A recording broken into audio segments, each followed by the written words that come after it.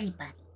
And, as it says on the screen, welcome back to the Martinez District in Jamrod Quarter of the Revachol Zone of Control, in the video game Disco Elysium. I, as always, am Wanda Wix, she, her, and, you'll recall, we left off here, exploring the doomed commercial area. And we're trying to get in here, see the entity. As before, an iron safety curtain curves before your eyes. It covers half the room, blocking the way into a colossal industrial chimney. Now, we're not going to do this again. We've already hurt ourselves once. Let's keep looking around. Maybe we'll find more clues.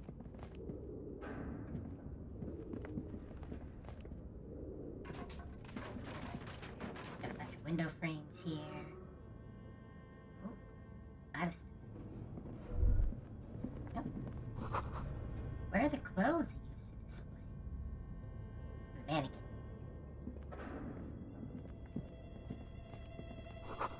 Blue velvet, soft to the touch, moth bitten. Oh, some old filing cabinets.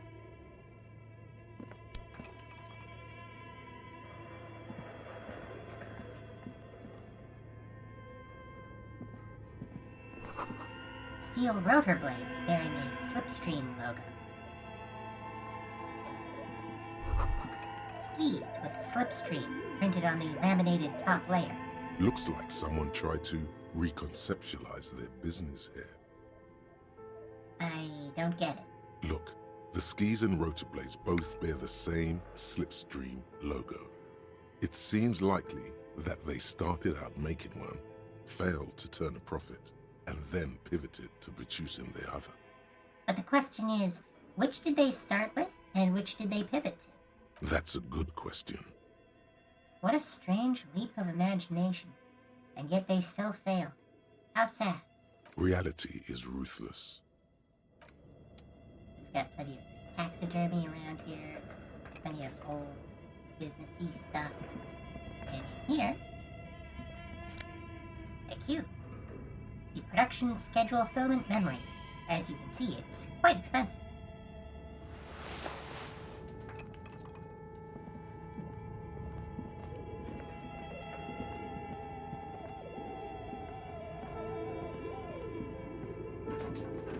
Where are we headed? Your flashlight slides over an old green chalkboard covered in scribbles, sketches, and schemes like some ancient cave mural. Some of the writing has faded with age, but you can still make out sections here and there. Photos and drawings have been pinned to the board. Now, this is a little bit of self-referential. Well, you'll see. Inspect the drawings. These lithe, pointy-eared creatures appear to be different types of welkins. You make out autumnal candle welkins casting wax-based magic. Translucent welkins with organs shining under their skin. And even ether welkins hailing from the vast emptiness of sidereal space. Welkin, I should note, is a word referring to heaven. But in this case, obviously, it's the equivalent of elves. You should adopt one of those welkins as your persona. No longer a mere man, but a welkin. One of the welkins, towering among the rest, appears to be different, however. Examine the welkin. This is important. It's Vara Hamira, a high welkin, his face white and scarred like cracked marble. This is clearly a welkin supremacist. The note says, all non-welkin races will be purged. Wow. Imagine somebody making a role-playing game, but then including a real-life element like racism. How weird. The Haldor, the Twarg, the humans, and even headless men, all of them, purged. Imagine a world filled only with welkin. Green welkin, dread welkin. An inordinate amount of time has gone into drawing these little welkin creatures. Why would anyone spend so much time on this? Some people really like building a world, I think, even if it's just for a game. Yeah, they do. Who are these creatures? Who drew them? Are they real? I have so many questions. This looks like concept art for a project. It's not really real. One of them is a Welkin supremacist. Mm-hmm. Political commentary. That one has a great beard, too. Well, this has been educational. Let's move on from the Welkins. Just look at those details. So much effort. Inspect the photos. The photo collage depicts barren, icy landscapes wrapped in perpetual night. You see permafrost and glacial landforms, dead trees grown in under the snow. Entire oceans have been frozen from shore to shore. There are pictures of settlements on dried-up riverbeds, abandoned in a storm. Animal corpses in the dark, carcasses and bones. You see primitive oil rigs built into glaciers, boreal dvorg, yurts under the snow, great mammoth-like beasts of burden. A pinned postcard reads, "The heat death scenario. A desperate fight for geothermal energy engulfs the world as Wirral becomes untethered from its sun, drifting through the universe." Yeah, making a game that has an end-of-the-world apocalyptic environmental scenario. Again, how fanciful. Let's inspect the schedule. This is a monthly calendar from the year 50. Cryptic words like sprint, daily minimi, and GPI span the marker-drawn grid, the grand scheme of production and money. It looks a bit like an academic calendar, only much more brutal. Minimi stands for a mini-meeting. It's part of a bigger framework for managing work called RUN. Station 41 tried to implement it a few years ago, but failed. You might be familiar with things like Agile. There are lots of ways to try and convince people to do their jobs. Keep reading. What happened? As time goes on, the numbers in the boxes grow rarer and rarer. The board becomes an empty snowfield in the final days. Only failure and regret dwell in this region. Looks like they didn't make it. The lieutenant looks at the frigid ice field of nothingness. A note in the bottom left corner of the chalkboard says, "See the prod schedule filament for details." And we've got that. Let's inspect the notes. The handwriting is only partly legible, but you can still make out 3 slogans: "Call in, tune out," "Wirral untethered," and "Heat death of the universe." Which is not what your planet drifting away from your sun is, but it's a cool name for your thing. The full text reads, "Heat death of the universe is the new black." Another note says, "The biggest advancement in role-playing systems since the 30s. Outside, a cold wind wraps the building in its bosom. Snowflakes in the wind. An old woman passes what the locals call the doomed commercial area. She tries hard not to look at the bookstore windows. It's unwise." This is a game company that failed to get the job done. Take a look at this. This old fireplace is covered in lines drawn in blue and red marker, the mesh spreading over the stone like blood vessels on alabaster skin. It looks ghostly and strangely ancient. The whole thing resembles Cadran mosaic tiles. Very pedantic.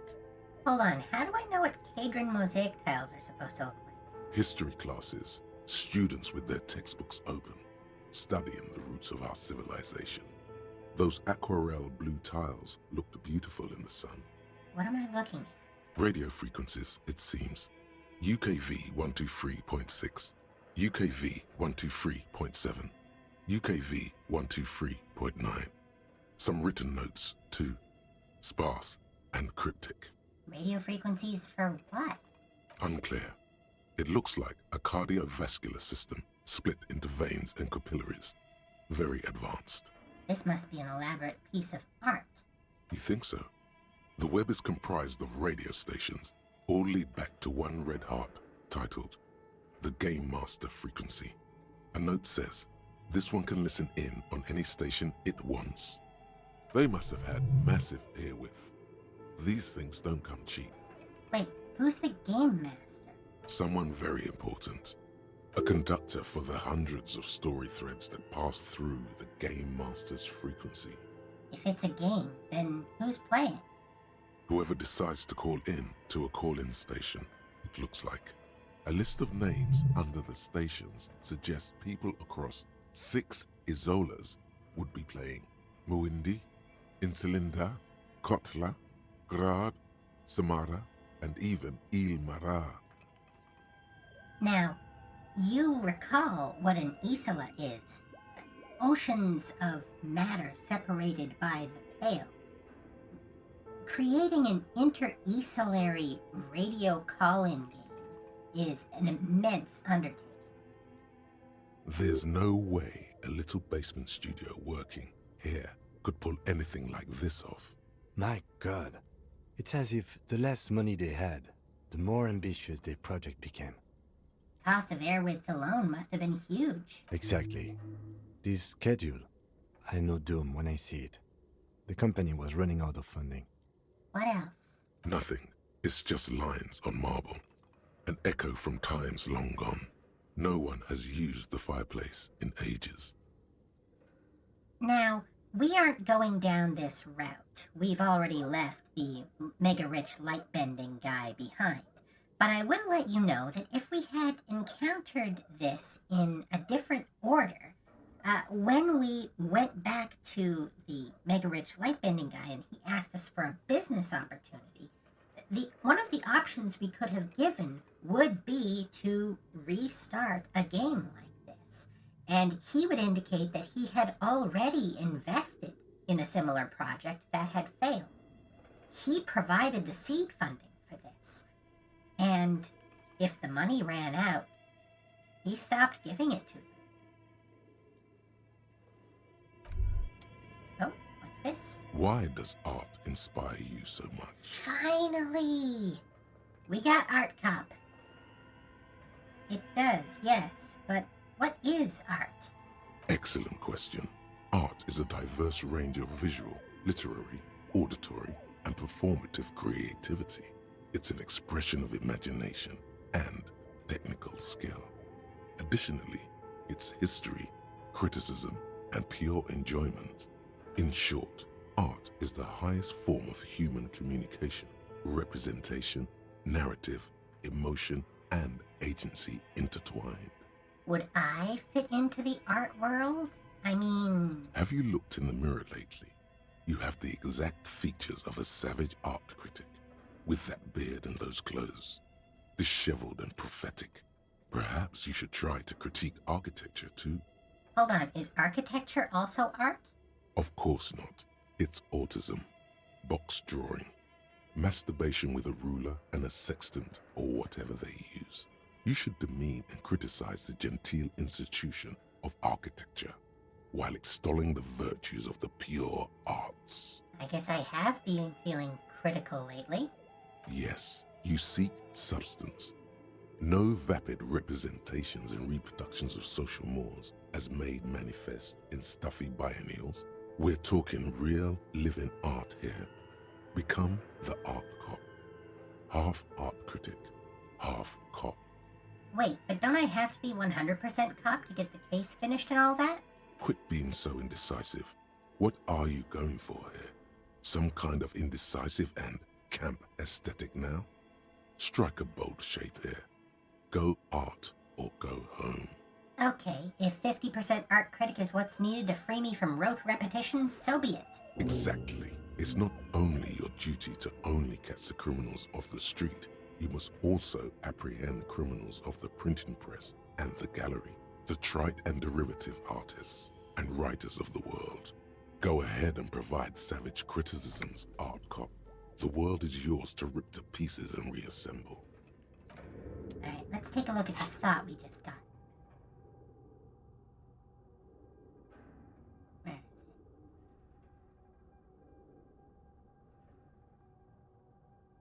There it is. Actual art degree. Temporary research bonus, -1 to perception. Can't even look at this shit.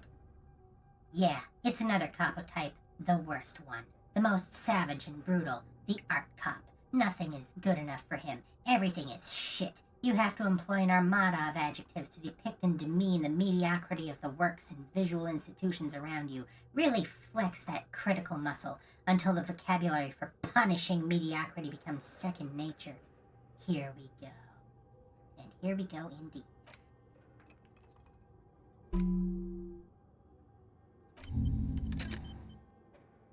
And, while we're at it, let's take a look at that production schedule. Well, this is the shot put ball. A ball used for playing shot put, a favorite pastime of elderly gentlemen. You feel like you should hold on to this and make good use of it. To sell such beautiful old-school sports equipment would be a sin. We've got this postcard we found earlier. The sunlight has made this postcard almost completely sepia-toned. Midtown traffic passes. Overhead, the ghosts of skyscrapers disappear into a beige midday mist, vapor rising from the delta on which the district was built. The postcard is prepaid. And this, the production schedule filament memory. The cube-like crisscross of filaments feels oddly fragile in your hand, its intricate structure covered in dust. Silver tape on the side reads, production schedule. Note, this filament contains information that can be read using a radio computer. I wonder if we're going to find a radio computer. Oh, look. This appears to be some kind of machine with a cube-shaped heart and a wired framework. The keyboard has a rectangular on-off button. A piece of paper still hangs from the printer. A radio computer. Just sitting here without anyone inside. He sounds surprised and a bit cautious. What he means is that these things cost money. Why would anyone just leave it behind? This is the Ream Civic radio computer, model RC5120, equipped with a Feld mainframe and a Ream-compatible printer. That word, Feld. We're going to see it again. Pay attention. You might spot it even before it comes up in the so-called plot. You think I should turn it on? We have one of these down at the station, but I never really learned how to use it. Turn on the machine. The machine lights up like some prehistoric animal stirring from its slumber, revealing fluorescent play and print keys on the keyboard. The hatch on the machine's central compartment is wide open. Look inside the compartment. It's empty like a beehive without its brood. Some cables have been left dangling, disconnected. The filament you have would fit perfectly inside the compartment. Insert the production schedule. Like a smooth drawer, the filament slides into place. On the keyboard, the play key starts blinking. Don't mind if I do. A bar of fabric right above the keyboard starts producing a soft hum. The sound of static seeps through the machine's planar magnetic driver. The static gets louder, slowly filling up the abandoned hall, until a voice speaks out, crackling and old, cutting into the air. Good afternoon. Fortress accident en rue de Saint-Ghislaine. This is East Insulindian Repeater Station 1. Please repeat. Is this the production schedule? What's the production schedule? The filament you have inserted into the reader. You mean that glowing thing I put inside? Yes. Is that the production schedule? Yes. Good. Please repeat the password. Now, like a lot of things in this game, although I, the player, know the password, Harry doesn't yet, so this is not an option for us. Password? Of course it would have a password. That's why there's a human administrator involved. A password? I'm really bad at passwords. Can you give me a hint? No. A hint system is not part of the protocol for repeater stations.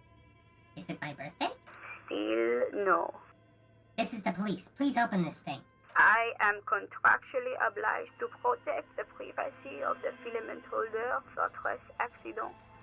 Without filing a warrant with Lintel, I cannot give you access to this filament. You tell him. I'm afraid we are not doing that, unless we want to wait for a month. Now, can you please repeat the password? The voice in the machine asks again. She sounds cold in the damp air. I don't know the password. Received.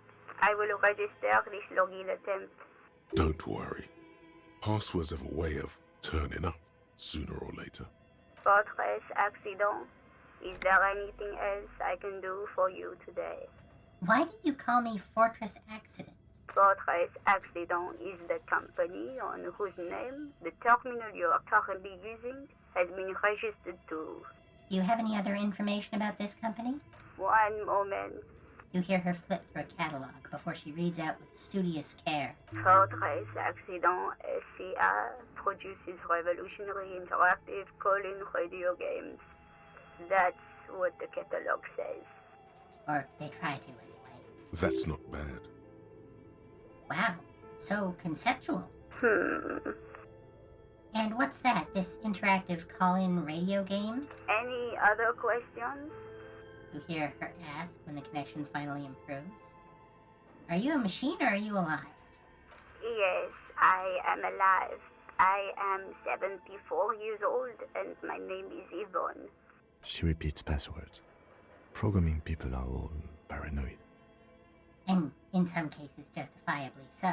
This represents a lot of work and other people's money. Yvonne, my partner tells me that you're here because radio computer guys are all paranoid. They are merely cautious.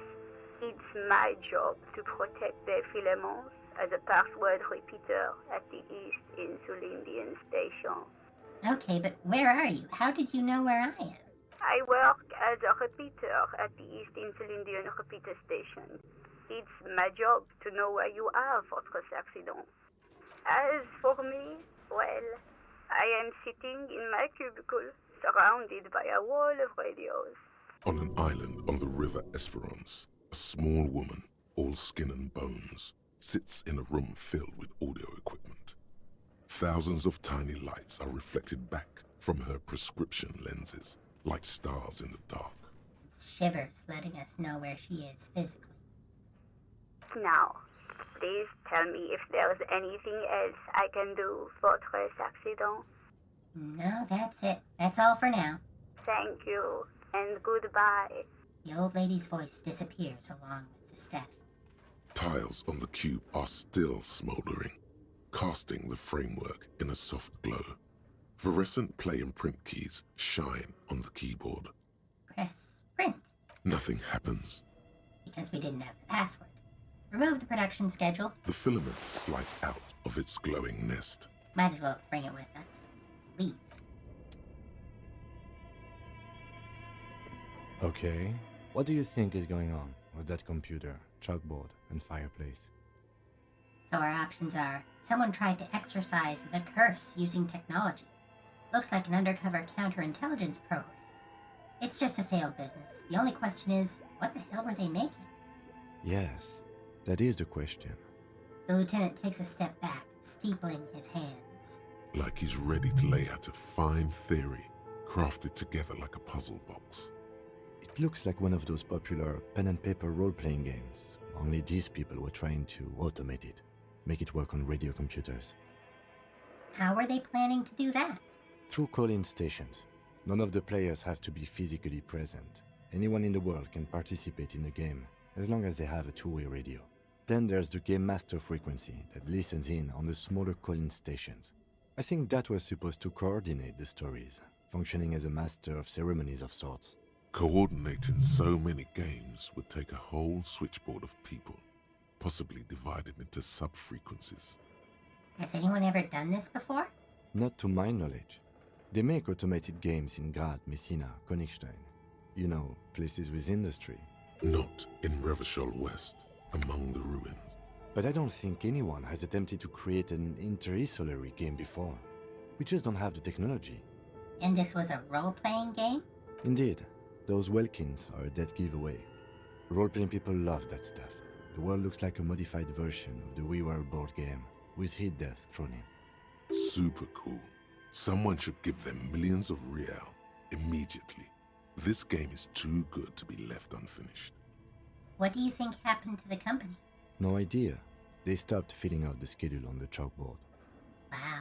Indeed, it's ambitious and untethered from reality, but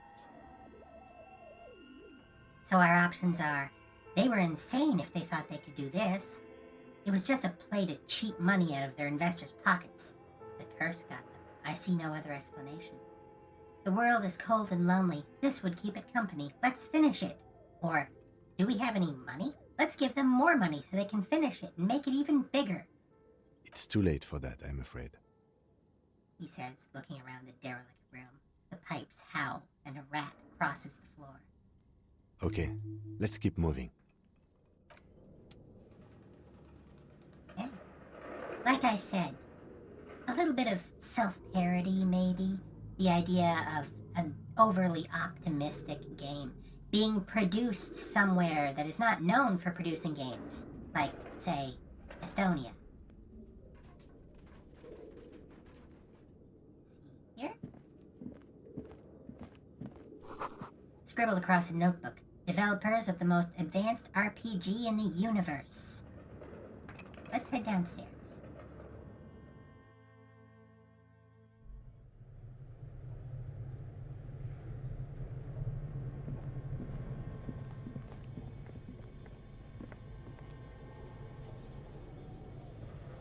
This first. 2 real and some magnesium. And some sort of terrifying bear. You see a terrifying ice bear with a strange compartment in its belly. The door is covered in frost, and the bear's eyes are glowing red. The bear looks oddly realistic. Is it taxidermy? What is this thing? It looks like a giant ice bear. The lieutenant doesn't answer. His eyes are glued to the animal. A sharp slice of light shines out from its mysterious belly door. Crack open the door. A gust of freezing cold air rushes to greet you. You hear a low grumble as the bear regulates itself. This is the inside of a refrigerator. The lieutenant takes a peek inside. His hand has found the holster of his gun. I'm not gonna tell him to relax. Look inside the refrigerator. The shelves are empty. All you see are crumpled ice cream wrappers with the brand name, Revachol Ice City. A handwritten note has been attached to the door. The fridge is huge. Let's take the note from the door. You pocket the note and the little fridge magnets keeping it on the door. Examine one of the ice cream wrappers in there. A friendly cartoon bear smiles back at you from a glossy cellophane wrapper. It looks nothing like the fridge. What is a giant bear-shaped fridge doing in an abandoned cellar in the first place? Good question. It looks like an ice cream fridge. The lieutenant reaches for one of the wrappers. He studies it in the light. Somewhere in the past, it's summer. 5-year-old Fifette lets go of her mother's hand, change jingling in her pockets as she hops towards the ice cream stand right across the plaza. Shake from the sudden cold sensation. As she makes her way to the market stall, the girl starts crying. A ferocious ice bear is guarding the fridge, its paws raised to ward off any potential customers. Perhaps not a great marketing decision. Her mother rushes to soothe her, but Fifette doesn't want ice cream anymore. She just wants to go home. The ice bear stares at them as they leave the plaza. A gust of wind flies one of the wrappers right past the sobbing girl. This is the wind letting us know what happened to this business. Although, we're going to learn about all the businesses in this building eventually. So they tried to sell ice cream from this hyper-carnivore? I know. What an unfortunate marketing choice. What is even worse, the bear is still costing them money to this day. The lieutenant points at the red, snaky cable running from the fridge. The fridge buzzes with energy. The electricity bill on this thing must be catastrophic. Close the door. Let's take a look at that note. Oh, got a lot of books that we're going to read eventually. But for right now, we're just going to read this. A handwritten note you found from the giant ice bear fridge. It still bears some marks from the fruit-shaped kitchen magnets that were used to secure it to the refrigerator door. The note is written with a blue pencil on a piece of lined office paper. The kitchen magnets have left spots on its surface. Does it say anything interesting? Lieutenant leans closer to read the crumpled note over your shoulder. Read the note. Someone has scribbled, S. I can't believe the off-site copy is still here. The illiterate ginger kid keeps stealing stuff from the studio, so I had to hide it somewhere safe. There's something called the off-site copy, and it's been hidden somewhere safe. You'll find the filament memory with the off-site copy in the frozen ice cream maker. Please take it home, ASAP. It's important. I'd do it myself if I lived in a civilized place with a freezer. Take care. Sully Soif. I wonder who wrote that note. Looks like someone from that radio game company upstairs. I'm a little surprised they just left their property lying here. Maybe they had to leave in a hurry. That's a plausible hypothesis. Remind me again, what's a filament memory? It belongs inside a radio computer, storing its memory. It's like a tape. You listen to disco tapes, right? It's like one of your disco tapes, only for a computer. It's like the production schedule you found. Only this one's an off-site copy. An off-site copy that appears to be on-site. Who's the illiterate ginger kid? Really? You don't have a single guess? You mean Kuno? Oh, I'm sure that child would love to get his hands on a filament memory. Even if he doesn't know what to do with it, he'd probably try to pawn it for speed, based on our encounter. You have any idea where the frozen ice cream maker could be? I don't know. I assume it's somewhere close to the ice bear fridge. Fair guess. Put the note away.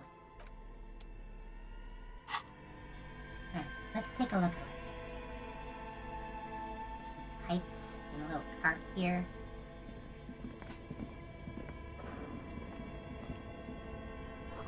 The wall collapsed. It's inaccessible now. A lot of this building is inaccessible.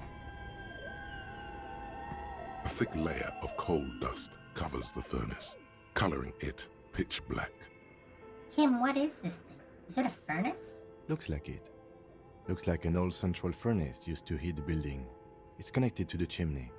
He opens the door and gingerly peeks inside. No one has used it in ages. No signs of any recent fire. Only dead rats. Look inside the furnace. It's dark and grimy here. In the darkness you can hear chatter. It's coming from above. A voice or several voices talking to each other. Near the smoke chamber, upstairs. The entity. What are you doing? The lieutenant asks when he sees you climb halfway inside the furnace. I'm hallucinating, or maybe it's the entity. I hear the murderer of the hanged man talking, or I'm not sure, Kim, but I think I can hear someone talking upstairs. Let's go with the sane answer. Wait, really? Maybe it's coming from behind those safety curtains we saw upstairs. Smear your hands with coal. A lush layer of coal now covers your skin, sinking into the wrinkles. Your hands look ancient. Those voices I heard, maybe it's the malignant entity? Plaisance said it lives in a chimney. You're right. The rooms do look like they're connected. But malignant entities don't exist. At least not the supernatural kind. That's an important clarification. Entity is a very vague noun. Always has to be the skeptic, this man. Alright, we might possibly lose some health from this, but we can take it. Kick it with your foot. A hollow ring goes through the furnace. Ouch! Your toe hurts. You lost 2 on that one. Wow.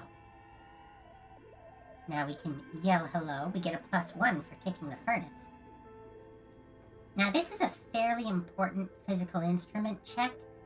I don't want to risk failing it, but it is pretty easy. You know what? Let's gear up. What do we get? I know there's this. That's just the same anyway.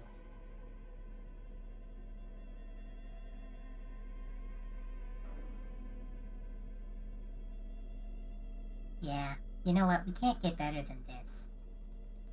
I think we're gonna leave it for now. We are gonna come back and make this check. But I'm leaving it because there's another physical instrument check here in this basement. And if we're gonna try multiple times and use skill points to get multiple rolls, I want to be able to chain them back to back. Ice cream maker, defrosted. An and unplugged.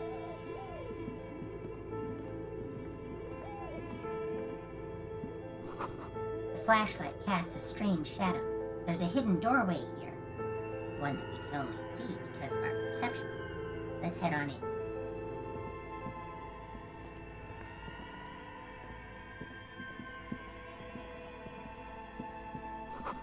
Two rusty rifles are hidden above the piping. They look inoperable. Someone has stuck some busted guns beneath the ceiling. A few bricks have fallen off, revealing a compartment behind the wall. It's too dark to see in. Where are we? Look around the secret room. Seems like an old bunker from the revolutionary period. Look at all those rifles. Must be an old weapons cache. Look, there's a hole in the wall. There is, yes. And there also appears to be something inside the hole. Interesting. Do you want to take a look? Okay, I do. Your hand reaches deep into darkness and spiderwebs. Rummaging around, you find rusty rifles hidden away. Rifles, Kim. Are these any good? Inspect the rifles. Most of them are rusty and inoperable, like the rest. But one catches your eye. A bolt-action model with a fine wood stock, in better cosmetic order than the others. Well, this one looks nice. That's a rare sight. Seems to no longer be functional, but still a beautiful thing in its own way. It's an old Belle McGray from the Revolution. This rifle is 50 years old. What does this mean, a rifle here? It means there are firearms, albeit inoperable, still lying around in Martinez. It's an interesting coincidence, I would say. Might come in useful in the future. An environment in which old guns are left lying around is not a safe environment.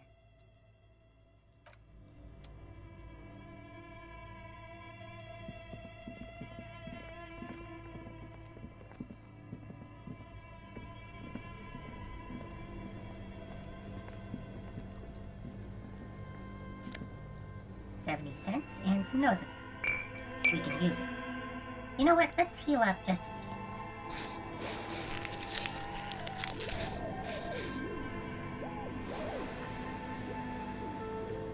Just hanging out in the basement, taking medication.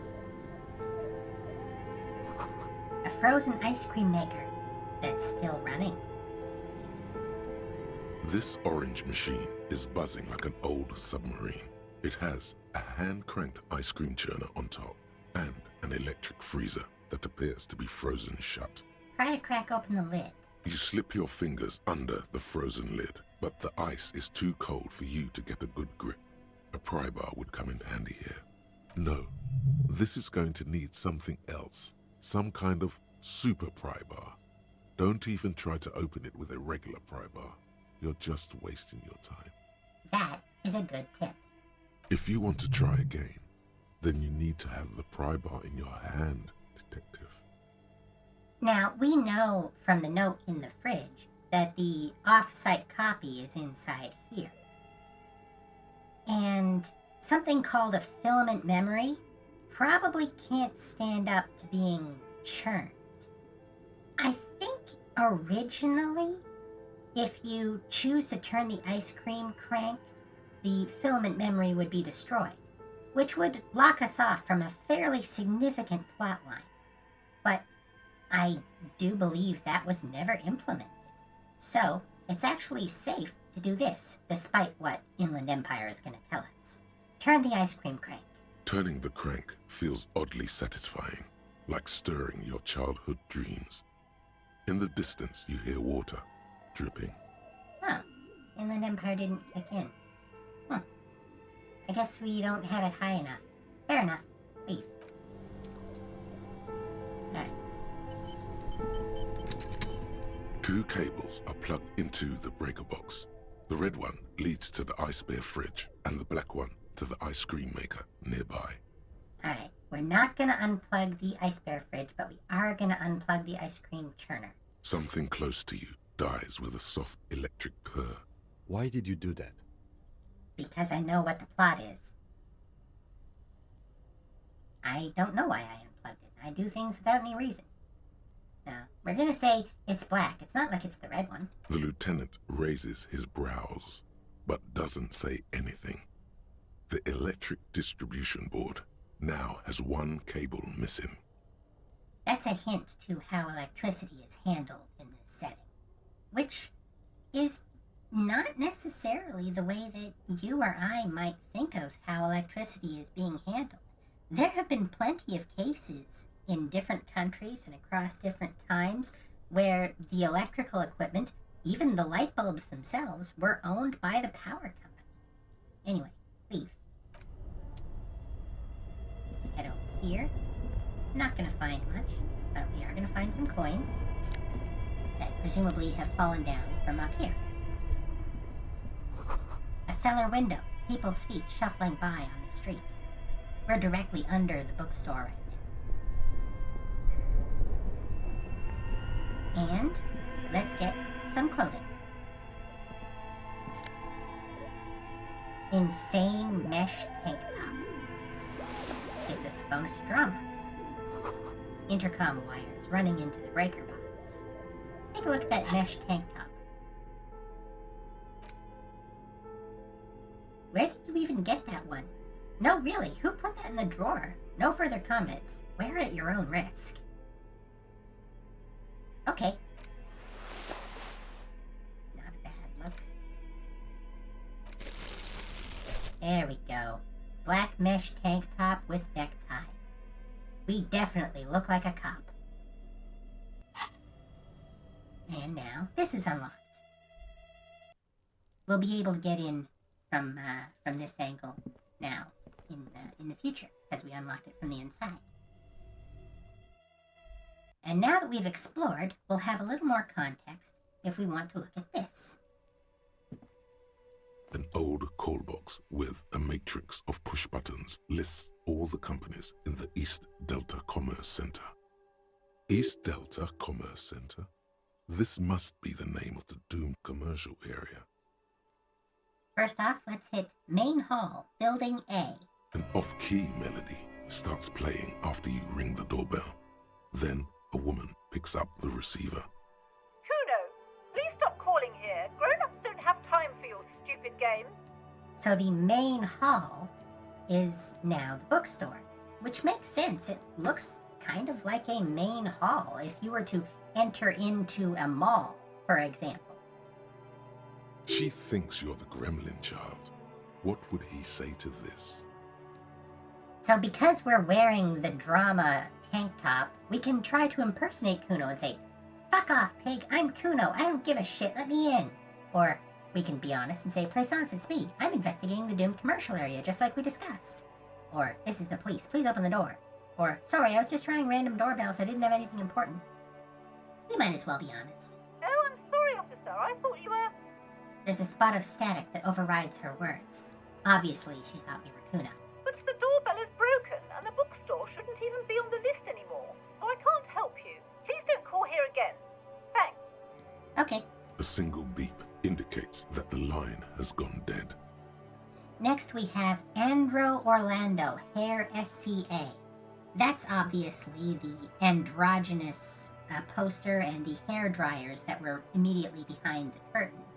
Orlando, it should be noted, is a reference to a book by Virginia Woolf. You ring the doorbell, but no one answers. We already know no one's working there. What an ominous name for a hair salon. Doesn't bode well for anyone's hair. Then we have the next thing we encountered, the Artemiteps boxing for young athletes and gym.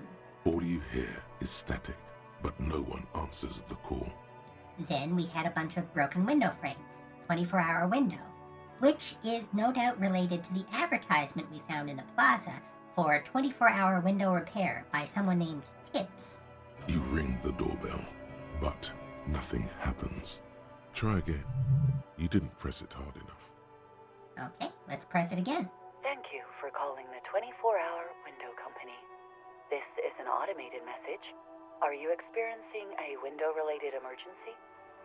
During non-business hours, please call 00725 477 651. The streets are mean, but we're always there for you. Now, When you think of broken windows, you should possibly be thinking of the broken windows theory of policing.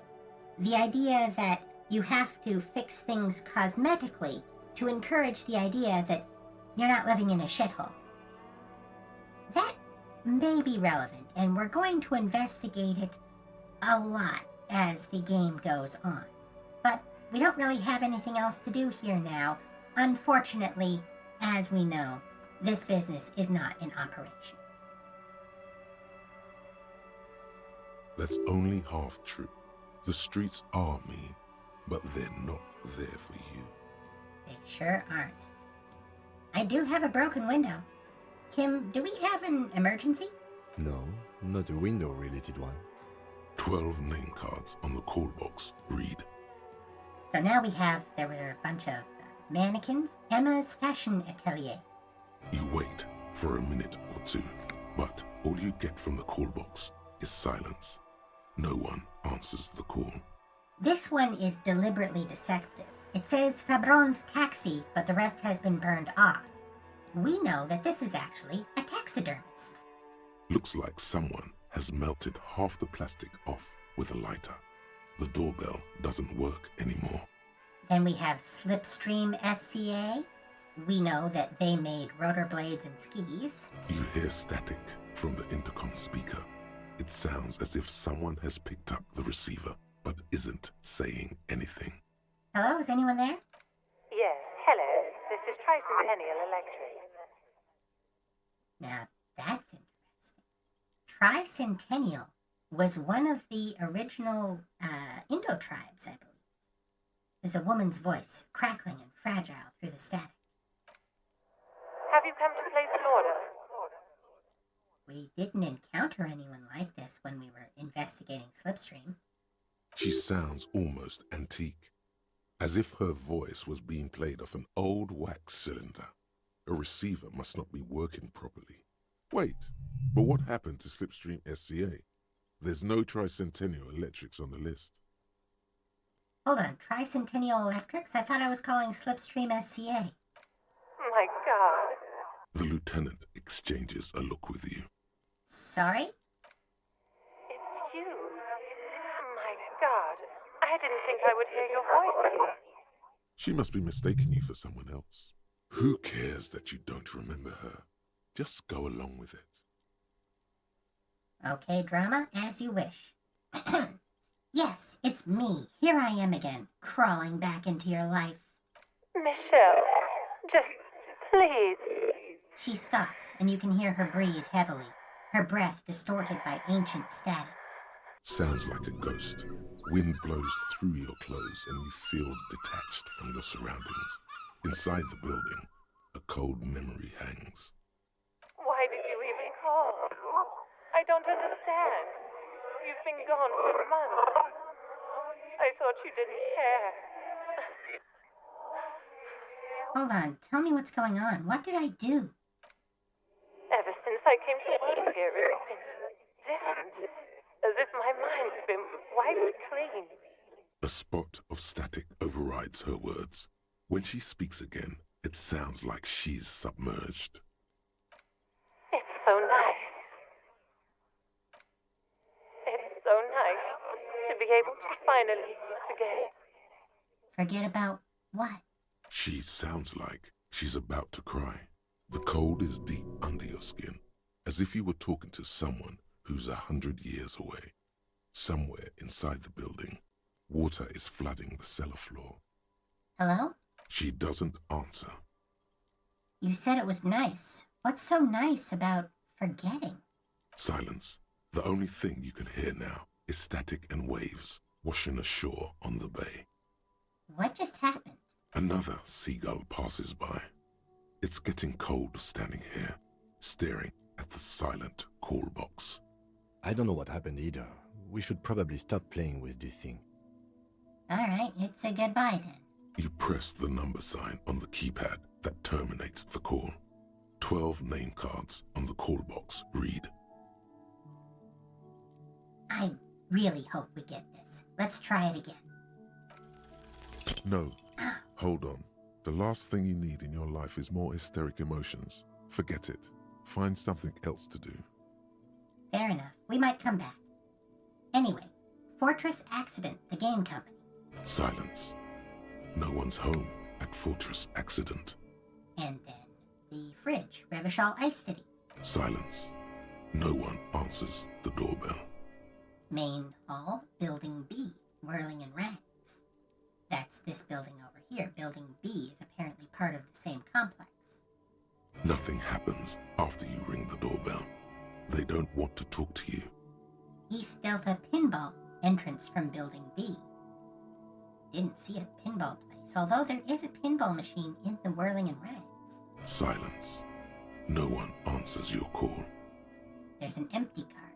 This button looks new, but someone has removed the name card.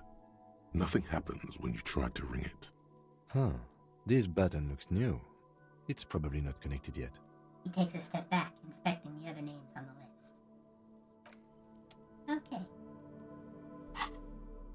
Let's take the flashlight out of our hands, now that we're not there anymore. Let's swap composure initiative.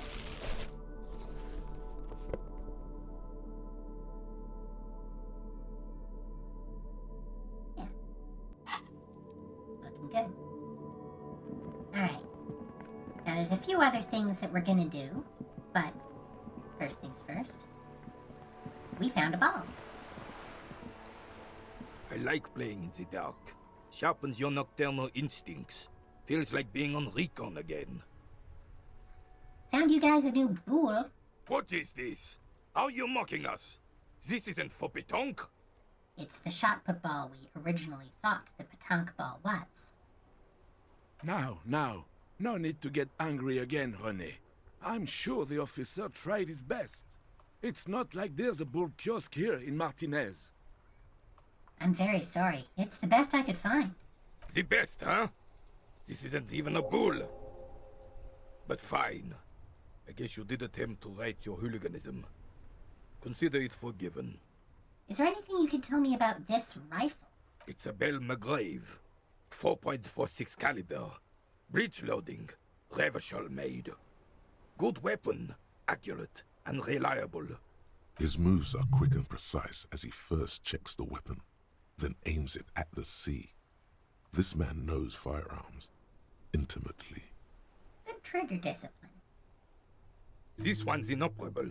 The bolt spring is missing and the mechanism is jammed shut. Still a beauty. Where did you find her? In the basement there. I'm not surprised. There are probably lots of forgotten wartime weapons lying around here. Back in the day, everyone had something stashed away.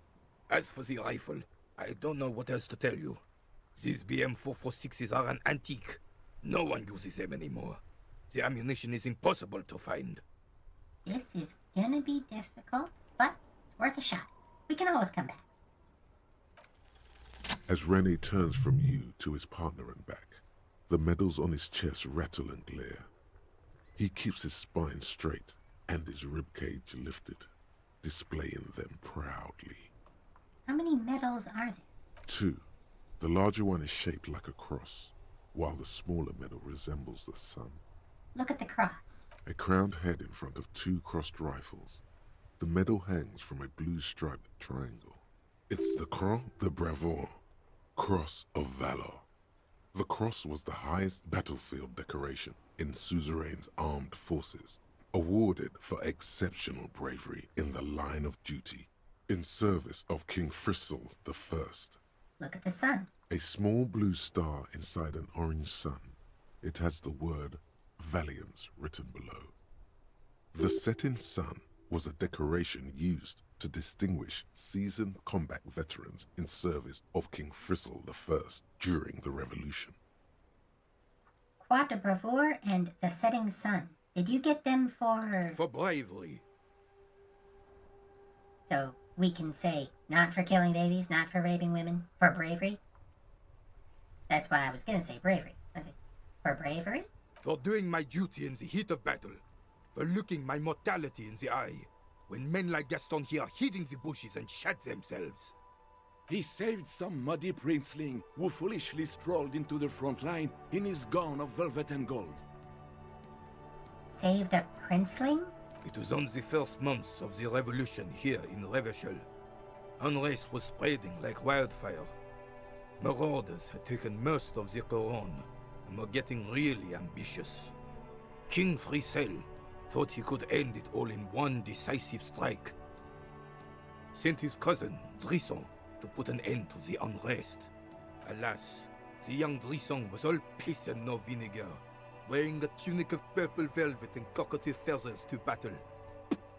Even his rifle was gold-plated, shone from 5 clicks away. Can you imagine the asininity? Almost as though the royal family had lost all connection to actual conquest. He really despises that Drissant fellow. Purple velvet tunic. That isn't exactly camo. Depends, if you're in a purple environment.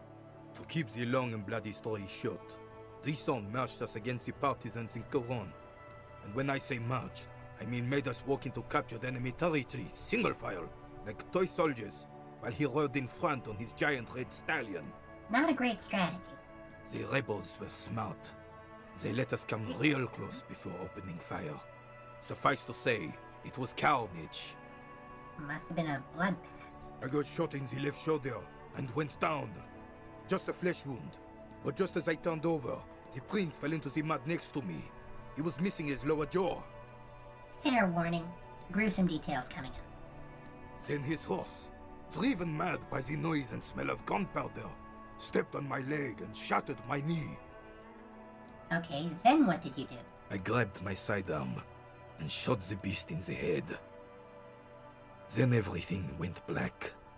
Capitaine Arnoux, le fléau des chevaux. The bane of horses. When I came to, it was all over. It was just me and Jolas Tresson, gurgling in the blood-soaked mud right next to me. The dink had taken numerous flesh wounds and lost a lot of blood. But despite missing his jaw, he seemed hesitant to die. Tougher than he looked, that one.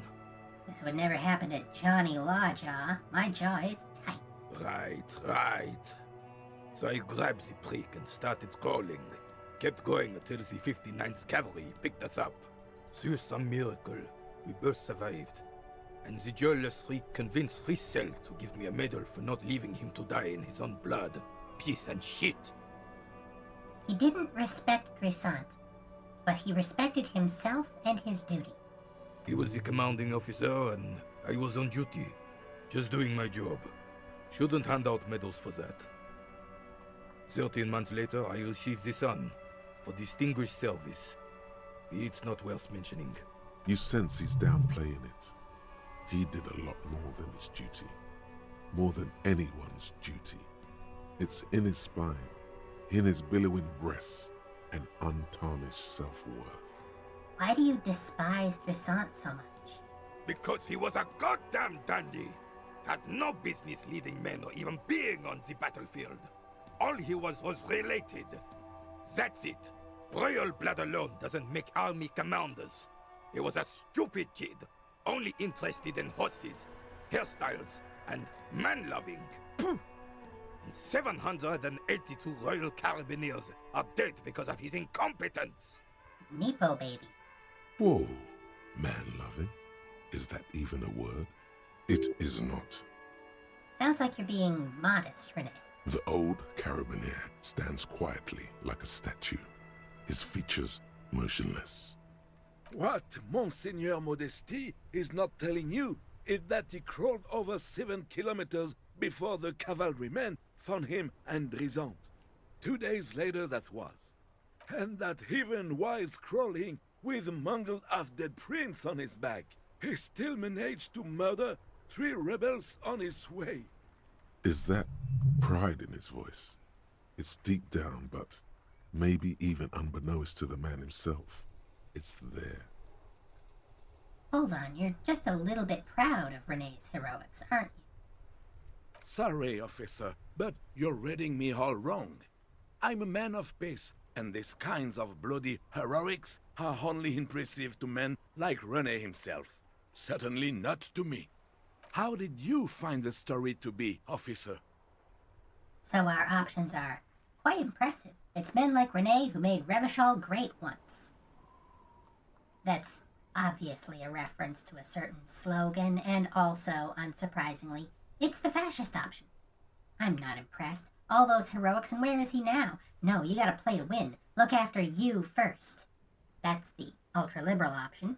Or, this doesn't seem like a good moment to express an opinion. I don't want to risk it. The moralist option. We don't have a communist option here, which is probably for the best. It's a little fascist, but it's true. It's men like René who made Revachol great. Maybe, but also bear in mind, officer. They don't hand this out for anyone with a service record. Oh no, you have to get shot. Repeatedly. And you need to get your hands bloody too. Really, really bloody. Greatness is in the eye of the beholder. Do not speak of what you know nothing about, Outrun. Duty is something you will never understand. Thanks for the story, René. Bah! There were many such stories in those days. Many such men, too. True Revacholians. Men with backbone. Oh yes, René, yes. Men were bigger, girls were prettier, and everyone wore the fascia. Lord, please bring those days back, if you can. He's making fun of it, but this is the sentiment of every fascist. The past was better. Let's get back to it. I'm not getting into this with you again. Officer, was there anything else? You should try to come up with a heroic story of your own. Impress this old soldier. Now, this is a drama check, but we only get one shot at it. And we're not necessarily optimized for drama at the moment. There's more drama items that we can get later in the game. So, we are going to take a shot at it, but we'll try it later. Thank you for your time. This is the vent over here, where we saw the feet shuffling by, possibly this gentleman. Alright, Kim, you've had a little time to clear your sinuses. It's time to get back to the main plot.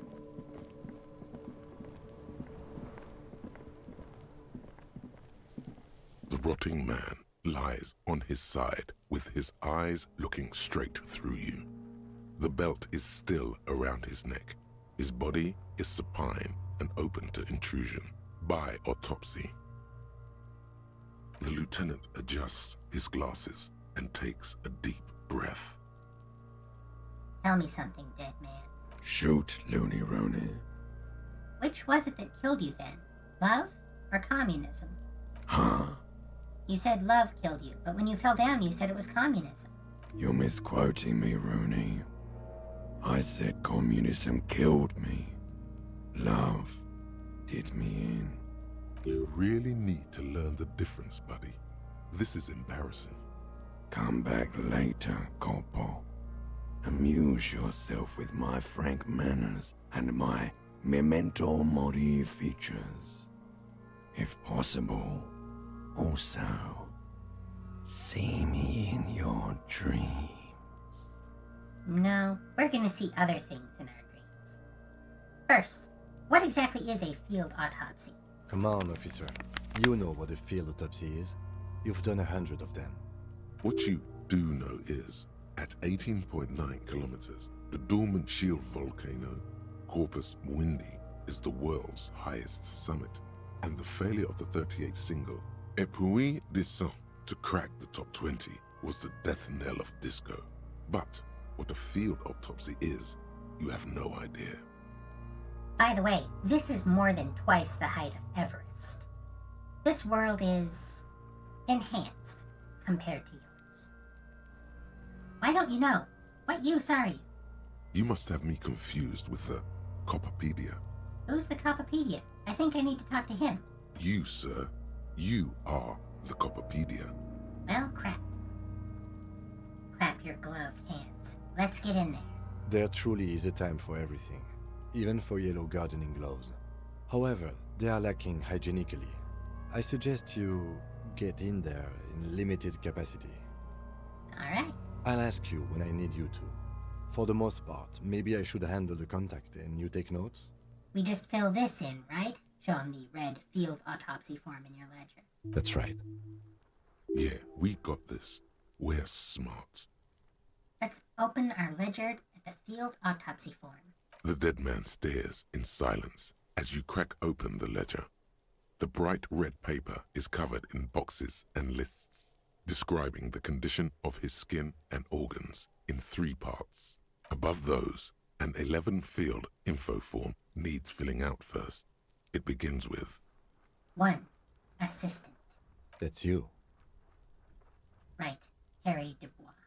the corpse is indifferent to your scribblings, just lies there. The next box says Coroner's case number. KK57-0803.0815. KK equals Kim Kitsuragi. 57 equals Precinct 57, followed by his date 0803 and time of arrival 0815 on the scene. He's indexed the case after himself, not you. That's day 1st, March 8th. That's because he doesn't want to bring up the messy question of your initials. Shouldn't we file the coroner's case under me? Technically, I arrived at the scene before you. And what would that make the alphanumeric? HDB 41 0803. Help me out with the time of day, anyone? 10:15.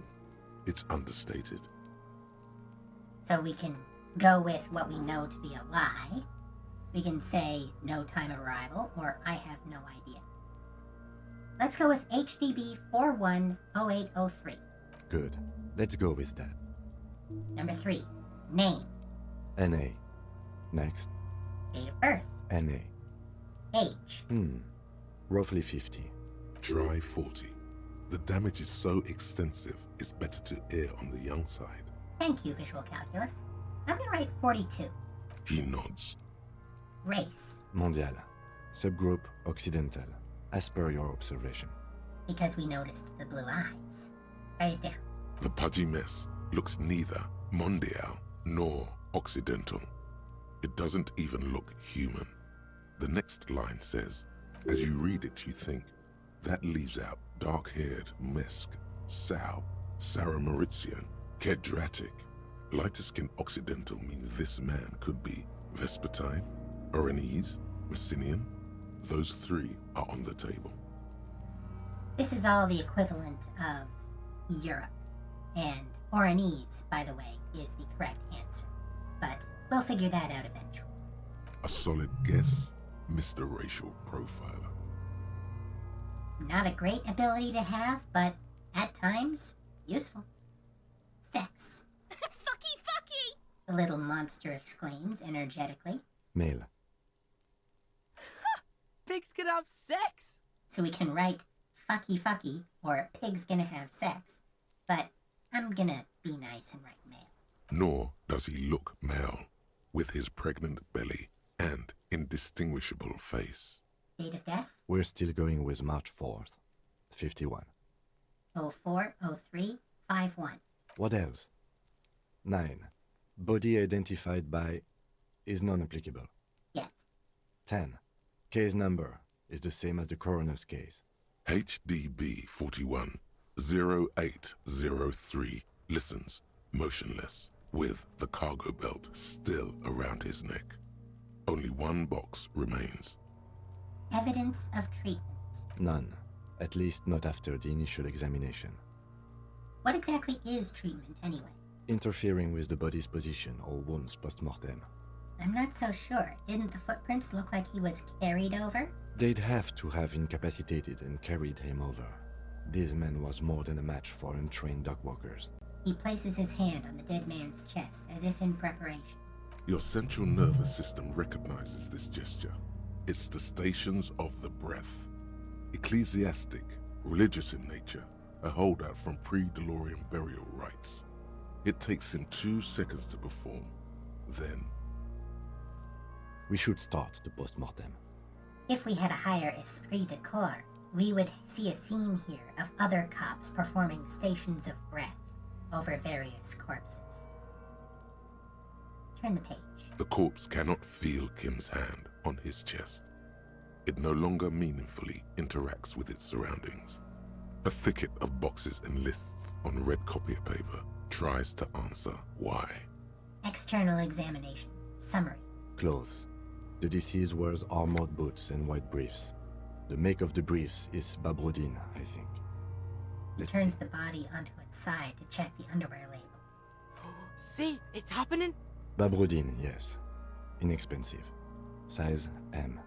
Color white. Cheap, tidy whiteys. The disappointment is palpable. The red-haired thing was expecting something more lurid. Write it down. The rest of the clothes have been removed post-mortem by scavengers in order to get to the victim's ceramic armor. Officers are in search of the missing pieces. Removal of the boots is left for processing. It would be clever of you to omit the boots altogether, sire. If you are to keep them for yourself, as you ought to, you have deserved them more than anyone else. When am I gonna get them? Patience. After the autopsy, before the body is taken away, there will be a window of opportunity. After the lieutenant has gone to sleep. I hope this has helped you, my liege. It has. Omit the boots. The boot has a serial number. It's E50.100.100. The lines between the plates are in the shape of the alphanumerical. The number is purposefully concealed by the design. Let's write it down. Tattoos. He stands up, feet planted on either side of the body. The upper torso is covered in a single, continuous tattoo, resembling a map of the night sky. It reaches from the right shoulder to the heart. The ink is blue and white. The assistant has a color photograph of the markings, to be added to the case files as document A1. The photo is taken on the scene, using a Trigat Mini. Write it down. The deceased has a belt for airlifting cargo around his neck, tied with a hangman's knot. Color, yellow.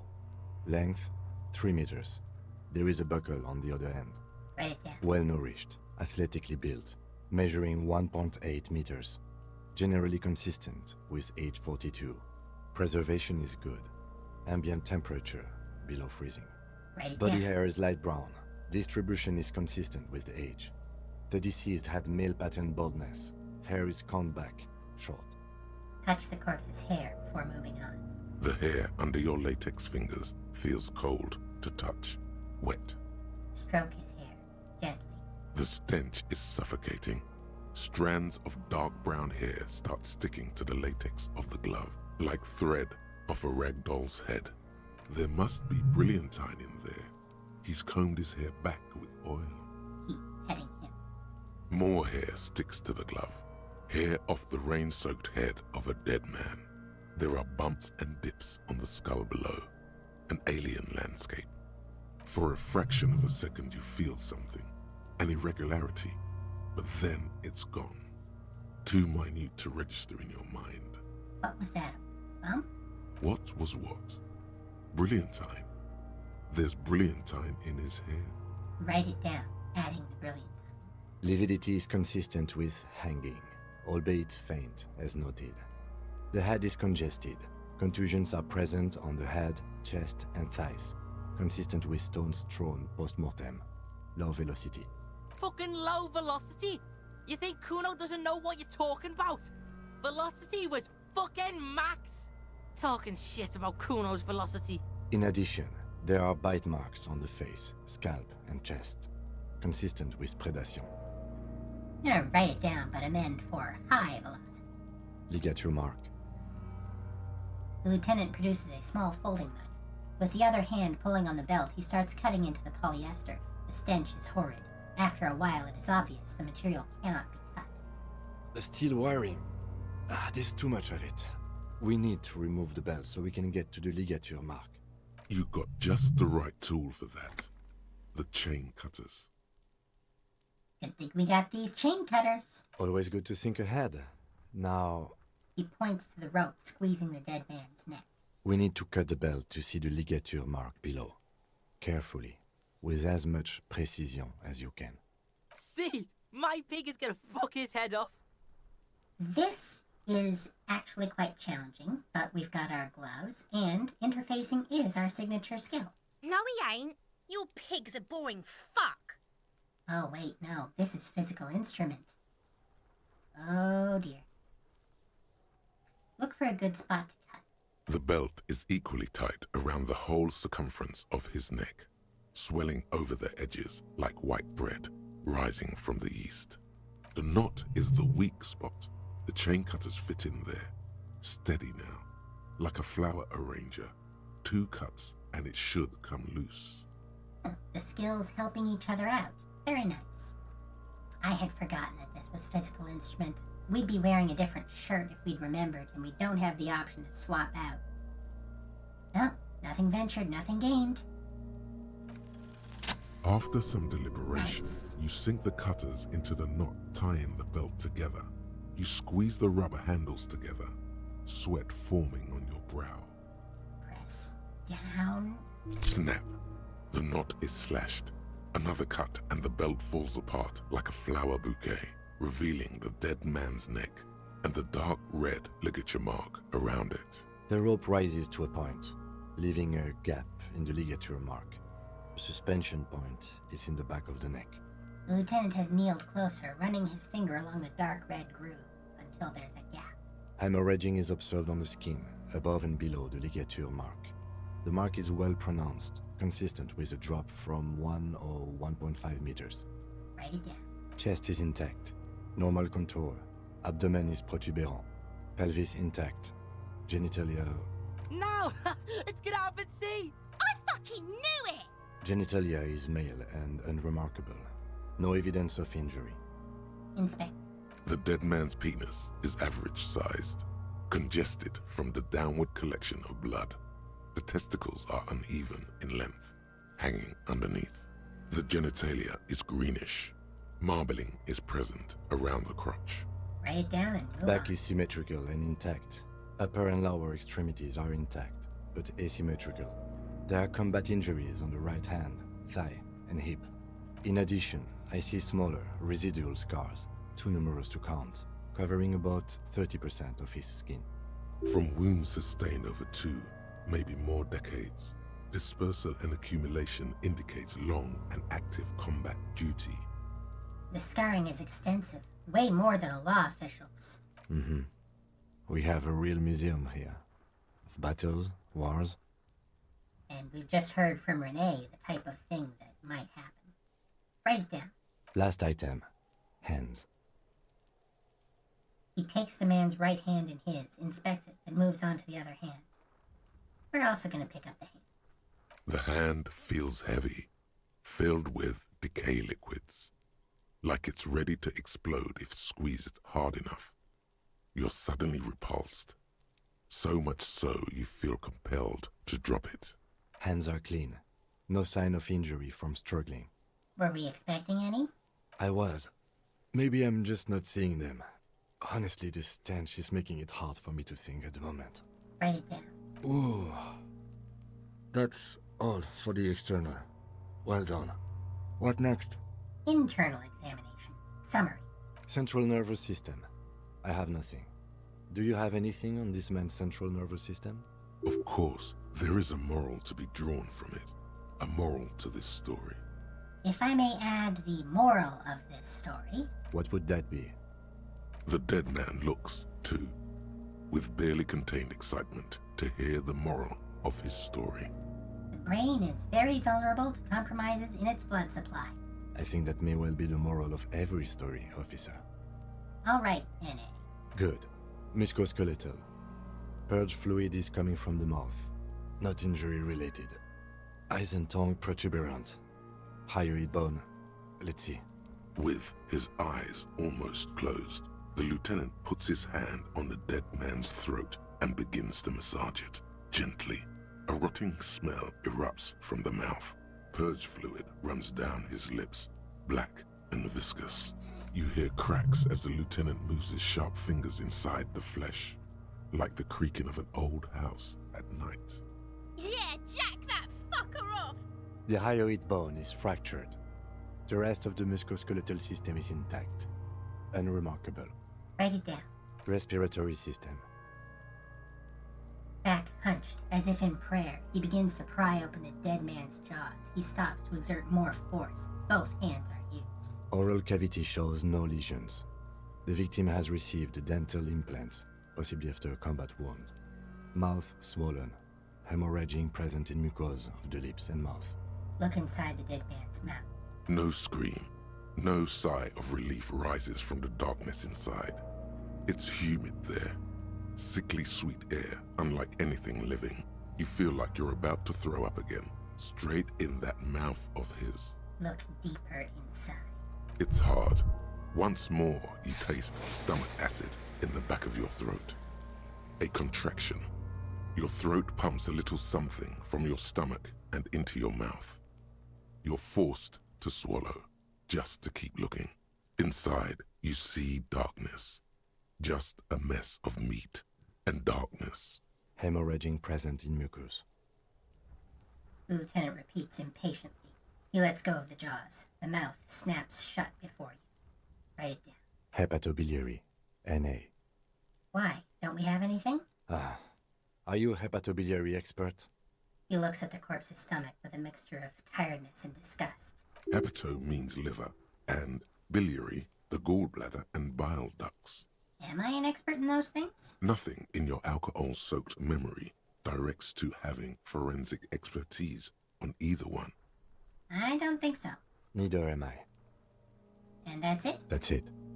Right, NA? Same for toxicology and serology. NA. Both? Unless you have untapped reservoirs of knowledge there? Reservoirs? No, but do they take obscure trivia and odd tidbits? Would obscure tidbits and odd trivia fit the fields? No. The completionist in me wonders if there's something we could still do. Like a toxicology screening? At this stage, I doubt processing will find anything, even if he was brimming with cocaine. But still, you should add a request. Right, NA and add toxicology requested. Cardiovascular. The body exhibits heavy lividity. Blood has gathered in the hands, feet, and neck. Hypostasis is visually consistent with the hanging. Write it down. Gastrointestinal. He breathes a sigh of approaching relief. This is the last field on the list. He looks around to the ground, the pool of feces there. This will do. Digested semi-solid food in stomach. Voila. He touches the corpse's bloated lower abdomen briefly. Write it down. Omit the voila. What's next on the list? Description of injuries. Summary. Let's see. We have bite marks, contusions on the head and chest, and a ligature mark encircling the neck. You'll need 3 fields. Leave a 4th one too. Be thorough if you want maximum results. Good advice. Bite marks. Head, chest, and scalp bite mark injuries. Predation by birds has caused damage to the body. Odontologist does not need to be consulted. Write it down. And your opinion, officer? Non-fatal. Post-mortem. Agreed. Next injury? Contusion. So, the scalp bleeds from a post-mortem head injury, a stone. The injury does not have the rim of an early inflammatory response. The perpetrator on the scene has confessed to causing it post-mortem. At maximum velocity, fucko! Has confessed to causing it at maximum velocity. Write it down. Coagulated blood sticks to his scalp and chest, where the countless stones have hit the dead man. Beneath, the description of injury. 2 boxes. Non-fatal. Post-mortem. Right. Next, Ligature mark. a dark red abraded ligature mark encircling the neck, with a gap on the nape measuring, let's say, 7 centimeters. The hyoid bone is fractured. The cervical column intact. That's cervical as in vertebrae, not cervix. I see hemorrhaging on the skin, above and below the ligature mark. Depth of the mark, 1 centimeter. No signs of clawing on the neck. Write it down. Below the note, 2 customary boxes wait to be ticked. The man's head jerks to the side. The ring around his neck is visible. Think for a moment. There's time. Don't rush. Non-fatal. Post-mortem. It's the correct answer. We don't know why yet, but... Spoilers, we will. Lieutenant falls silent, abruptly. Why do you say that? Just took a whack in the dark horn. I'm serious. I don't think this was the injury that killed him. Okay. Why don't you think it was fatal? So we have to justify ourselves now, and I can't tell him that it's because the player has played this game before. I arrived at this conclusion through the psychic arts. I don't like the coloration. The lividity did not convince me. Why weren't his hands tied? A big man like this, I would tie his hands when marching him to the gallows. Or, there is no reason, just a random guess. I think this is the option. Even if he were concussed, he might regain consciousness. Why wouldn't you tie his hands? Honestly, I'm not sure there weren't marks on his wrist. That part got blurry for me. The stench. But you are right, I was ready to call this. Now I think we should leave it empty, at least for the time being. Let's wrap this up. I pronounce this field autopsy over. First, how did it go? It was an irregular field autopsy. We did not establish cause of death, which is supposed to be the goal of an autopsy. But, personally, I do not see this as a parameter for success. We also requested a toxicological screening. That was thorough. The results should arrive in a couple of weeks, if we are lucky. I will not hold my breath. Then, given the state of decay here, I consider establishing the victim's ethnicity a minor success. What else? We were thorough with the list of injuries too. We described them all in detail. What is there to say? Given the circumstances, it was a professional field autopsy. What now? I need a copy of that autopsy form. Then I will drive him to Faubourg. Rip out a copy of the autopsy pages. For processing. He looks at the dead man one more time, then at the slip of red paper in his hand, then at the corpse again. You tilt your head, also looking at the corpse. I'm sure we didn't get everything. There's always something. Search the body one more time, thoroughly. You run your hands over the victim's cold body, his limbs, his torso with its swollen organs. Maybe you should be more thorough. Look under his fingernails like Kim already did. His fingernails have turned dark. They're chipped and quite long. There is dirt under them. That's all. Do you think we missed something? Yes, there's something we're not seeing. Okay, well, we are in livor mortis here.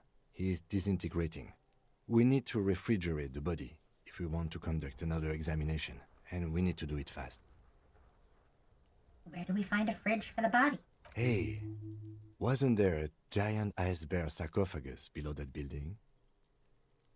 He points to the commercial area. What a coincidence that we just found that. Why, yes, there was. Now, detective, I've rarely been disappointed by the size of a giant ice bear fridge, but I think we should still take a look at it first. Make sure it's big enough before we carry him over. Good call. We don't want to move him around and then find out the fridge is ever so slightly too small. Let's move. With every hour, whatever we are looking for in the deceased will become harder to find. And we've got a thought. Actual art degree. And here's why I wanted this. Trite, contrived, mediocre, milquetoast, amateurish, infantile, cliché and gonorrhea-ridden peon to conformism. I fucked me. Affront to humanity. War crime. Should literally be tried for war crimes. Resolutely shit. Lacking in imagination. Uninformed reimagining of. Lip-wristed, premature, ill-informed attempt at. Talentless fuckfest. Recidivistic shit peddler. Pedantic, listless, savagely boring. Just one repulsive laugh after another. Bonuses. We get a negative to our hand-eye coordination. Good thing we already made that check. But conceptualization passives, which we'll be hitting a lot because our intellect is a 6, heal +1 morale, whatever, but give us 10 XP each time. That is going to be useful. And there we go. Alright, let's pop the body into the fridge.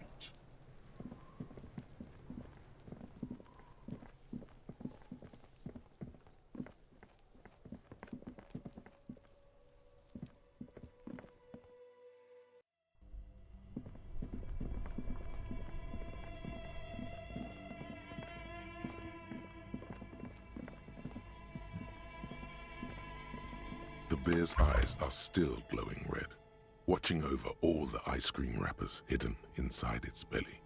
Good thing we didn't unplug it. So, what do you think of this fridge, Kim? It looks big enough for 2 corpses. It's certainly an eccentric choice, but it is capacious and cold enough, too. Yep. An ice bear is big enough to put a human being in its belly.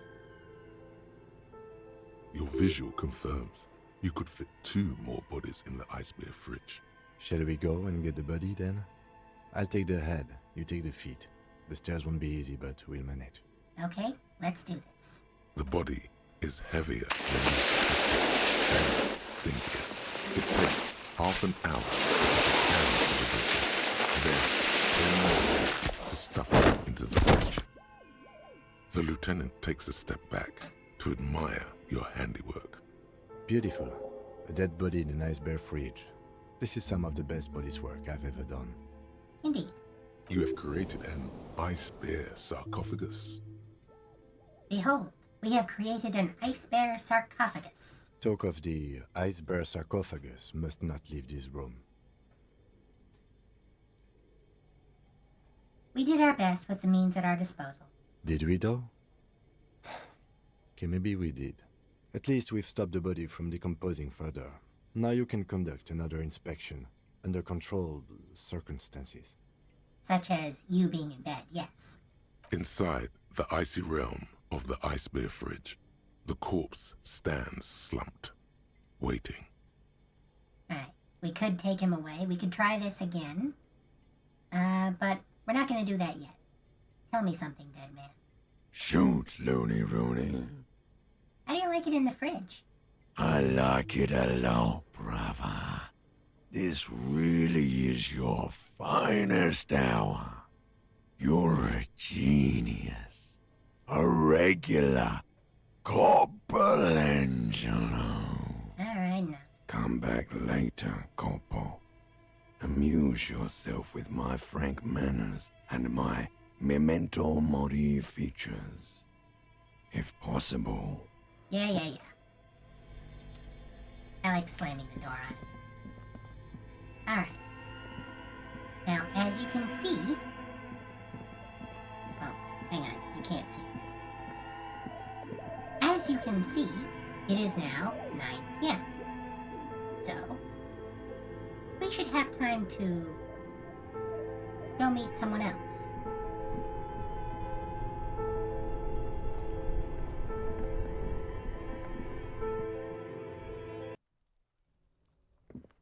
First, we're going to talk to Cindy. Unrelated.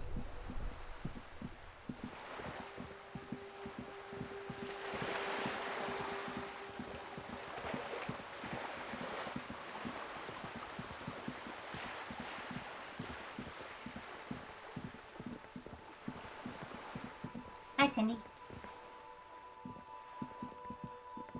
Hello again, officers. Have you come to admire my mural? So you won't talk about the murder, but maybe you can tell us something about the murder victim's missing armor? What do I care about some fucking tin eggshells? Isn't armor art? Art for the body? Ugh, alright. Sad piggy. I'll give you this one.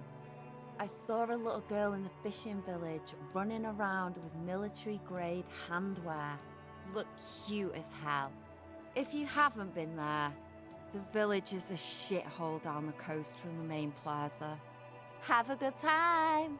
And there's a little girl wearing gloves there? No. That's all the snitching Cindy the Skull does for today. Actually, I don't even know why I told you what I just told you. I have a weakness for animals. It's the animal thing again. Damn it. She looks at you, a little sad suddenly. Or a weakness for police officers, miss. Thank you either way. Catch you later, Cindy. I just noticed that that's lighting up. I think we might have missed some recyclables. We'll grab those.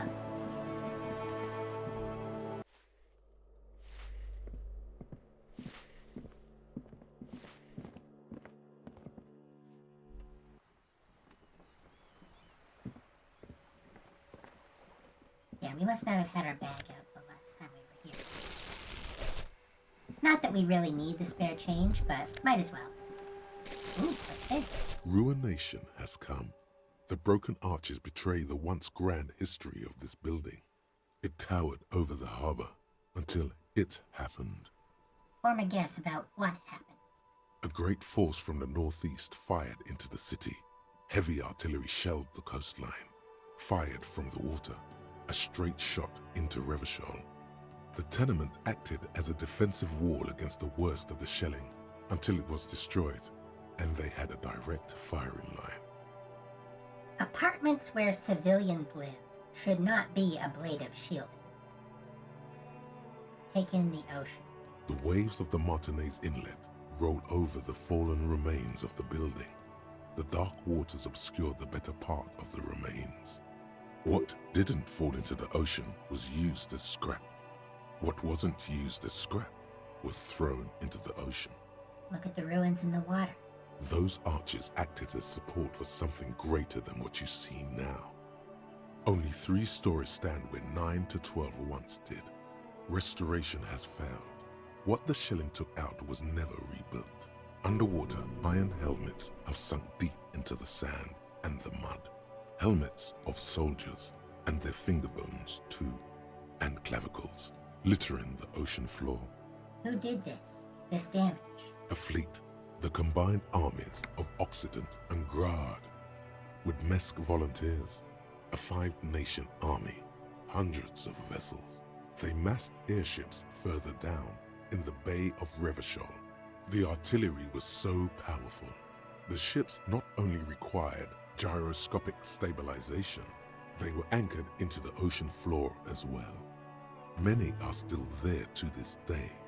If you squint, you can just barely see the shadow on the water, far in the northeast. Cannons still ready to placate Revachol.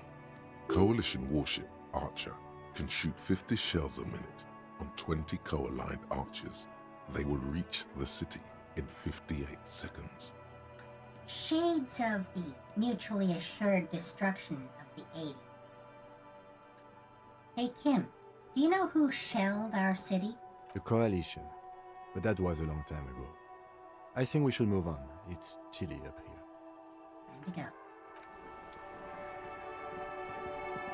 Now, the Coalition. What a bunch of assholes.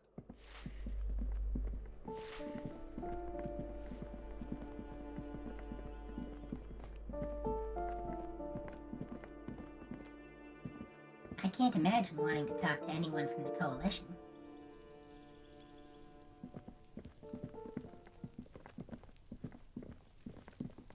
Hi. Gendarmerie, you found me. The young man on the balcony gives you a bright smile before taking another drag from his cigarette. His slender figure is backlit by city lights, its distant streets and motorways flashing like diamonds. We got your hint. Found the key right under that stone. Beautiful. He replies, smiling. As he looks at you, something sparkles in his eyes. So tell me, are you here to make things right again? That's what I'm aiming for, yes. Beautiful. A nearby street lamp casts shadows on his chin, drawing out the slender cheekbones. I have some good news for you. My Sunday friend is visiting me tonight. I told him about you and he'd like to say hello. Step in. He's already waiting. By the way, I'm really digging the view here. Point to the city skyline. Mm-hmm. That's why I chose this place. Martinez is special, isn't it? Wait. Suddenly you are digging things? The lieutenant whispers to you, shaking his head. Why would I want to meet your friend? Trust me. You do.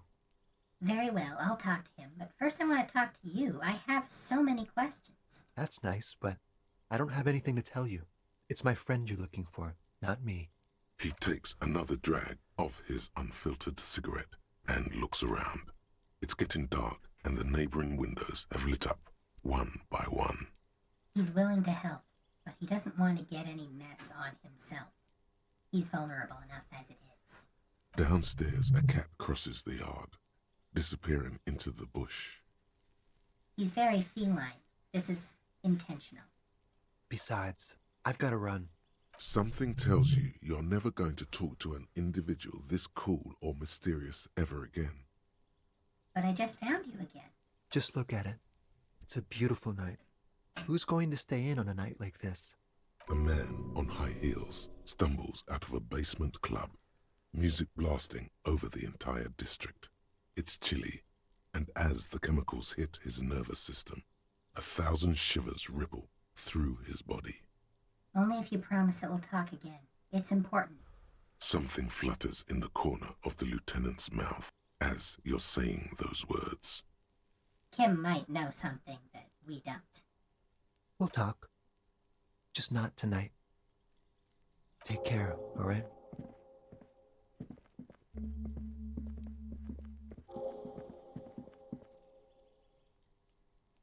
And he's gone again. Looks like it's becoming a theme for him. There's something so different about him that I just can't put my finger on. Different, of course. His shirt. Why is his shirt always unbuttoned? His shirt. The lieutenant squints his eyes, trying to hold back laughter. His shirt. His shirt. He's trying to dive deep into the mysteries of his shirt. His shirt? No, I don't know why his shirt is always unbuttoned. His mouth tightens, as though trying to hold something back. He's barely holding it together. It's all he can do to keep from bursting out in laughter. Come on, detective, let's go. We've got a potential witness to interview. His Sunday friend, remember? He nods at the apartment door before you. I don't know what's so funny, Kim. I just have a strange fascination, an attraction, if you will, to that young man. I don't know why you're picking up on something that I don't understand about myself. Let's head in. And here is the Sunday friend. But first, let's explore the place. This is going to tell us more about the smoker on the balcony. This is his apartment, after all. Dates for open lectures at a local university. Studious, yet not financially secure enough to actually take the classes. Flyers for underground parties, possibly literally. Dishes soaked up in a pot. An empty ashtray. He is a smoker, after all. Quarterly business magazine. Under the bed. Hat. Samaran conical hat. +1 to logic, -1 to suggestion. An exquisite canopy bed made of metal. I love this thing. The Party Dragon's silk robe. +1 to drama, +1 to electrochemistry. Don't mind if I do. Expensive men's perfume lingers in the air. An old photo of the same apartment, dated year 01. Buckets of paint on a layer of old newspapers. Note, this is one of the few people who has his own bathroom. Let's take a look at these items first. The Samaran conical hat, +1 to logic, super logical for a cop to wear this, -1 to suggestion, insensitive bachelor party vibes. This tawny, cone-shaped hat looks like a beacon of Samaran wisdom, its straws sticking up like antennas. Thank God you can't really see people's reactions when they see you strolling around in this incredibly insensitive headpiece. And then this. The Party Dragon's silk robe. +1 to drama, become the dragon. +1 to electrochemistry, become an addict in a strange bathing robe. This sleazy, silky bathing robe in violent blues features a roaring dragon on its front, ready to take off into the night. Its red belt has been provided for fastening. It's culturally insensitive, but only for people who are not from Seoul. The real Seolites probably don't care. Looking good.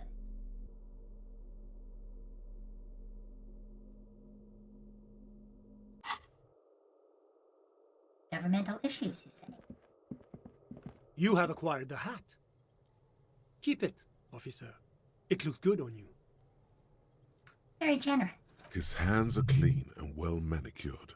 This is a man who knows the importance of appearances. Unlike the corpse, he takes care of his fingernails. My name is Charles Vildrouin, and I am an official with the coalition government. I work for the Institute of Price Stabilité on assignment from Sur-la-Clé. Charles is a very important choice of name. First, because it lets him hit that French pronunciation as hard as he does. But secondly, it lets you know this is not someone who goes by Charlie or Chuck. I heard you talking to my friend outside. Very good. Super. I am here to assist you in any way possible. Ask me about the hanging. He seems very helpful, doesn't he? Hanging? What a drag. He seems like a cultured gentleman. You should ask him about the finer things. There's our bonus to experience from a passive conceptualization check. Before we go on, I absolutely have to inquire about this wonderful canopy. Oh yes, my friend has a great eye for these things. He refuses to tell me where it came from. It's a mystery. I believe they call this type of frame industrial. It's very comfy. That's really all I can tell you about it. He forms a little rooftop with his fingers. Cold air sweeps in from the balcony.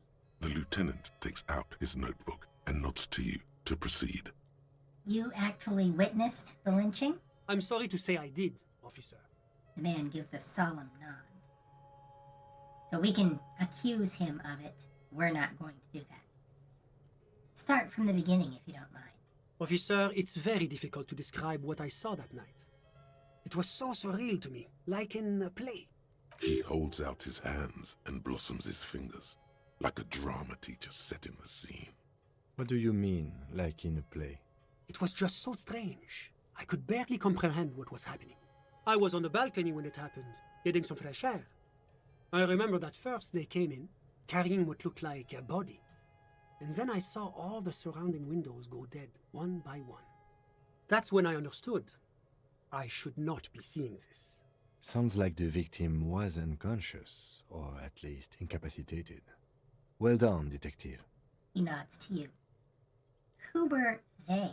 Can you describe them? I couldn't see their faces well, and there were quite a few of them. But they were very loud and very Martinez. He pauses, looking for the right wording. Let's just say that the laboring classes can get rather expressive with their profanities. How many of them were there? I couldn't tell you exactly. Less than 10. Maybe 8? That important number again. Where is the 8th party?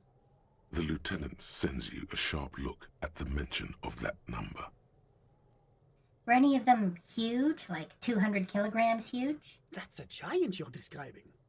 No, they were all quite human, as far as I could tell. What happened next? I went back inside. Were you able to see anything from inside? Officer, the yard was pitch black. There was nothing to see, but I could still hear their voices. They were threatening to kill that poor man. This is extremely racist. We're not going to say it, especially not to this guy. Were they men, women? All men, I presume.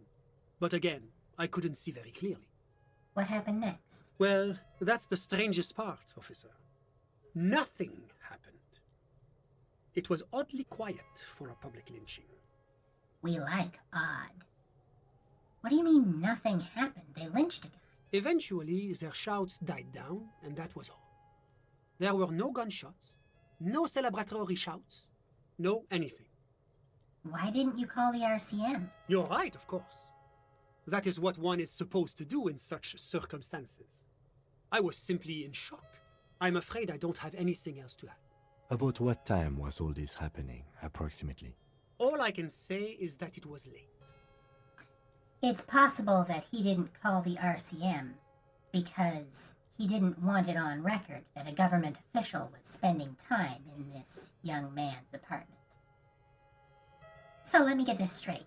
You didn't actually witness the hanging itself, did you? No, I didn't see the corpse until the following day. Those are all my questions. Thanks for your time. Of course. Anything I can do to assist the RCM. Well, what's an official like you doing in Martinaise? The Coalition is only looking out for the price stability. Inflation is a killer, like a heart disease blocking the normal circulation of the economy.